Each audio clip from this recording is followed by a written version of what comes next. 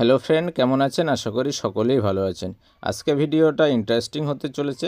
আজকে ভিডিও নিয়ে আমি আপনাদের নিয়ে কথা বলবো ব্যাঙ্ক অফ বরোদা এইপিএসের মাধ্যমে কিভাবে আপনারা টাকা তুলবেন।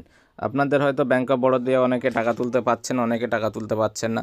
আপনারা একের পর এক বায়োমেট্রিক ডিভাইস কিনছেন। L0 কেনার পরে সেখানেও টার্মিনাল আইডি আপনার লক করেছে, তারপরে আপনারা L1 বায়োমেট্রিক কিনেছেন, সেখানেও কিছুদিন টাকা ব্যাঙ্ক অফ বরোদা দিয়ে এইপিএসের মাধ্যমে টাকা তোলার পর সেখানে আপনার টার্মিনাল আইডি লক করেছে।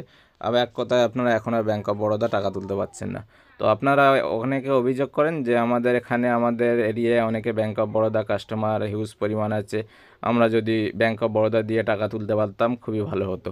তো চলুন দেখে নেওয়া যাক আজকে ব্যাঙ্ক অফ বরোদা দিয়ে আপনারা কিভাবে সহজ পদ্ধতিতে টাকা তুলবেন। তো এর জন্য আপনাদের একটা আইডির প্রয়োজন, সেটা হচ্ছে স্পাইস মানি।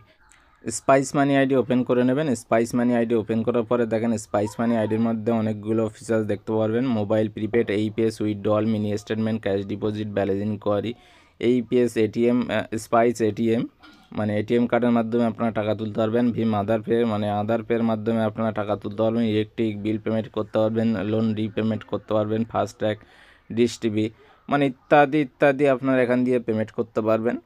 তো ফিচার্স এখানে পেয়ে যাবেন। আমি আপনাকে দেখাবো এই পেজের মাধ্যমে কিভাবে আপনারা ব্যাঙ্ক অফ বরোদা দিয়ে টাকা তুলবেন। এক সিস্টেমে এই পেজ উইথড্রলে ক্লিক করবেন।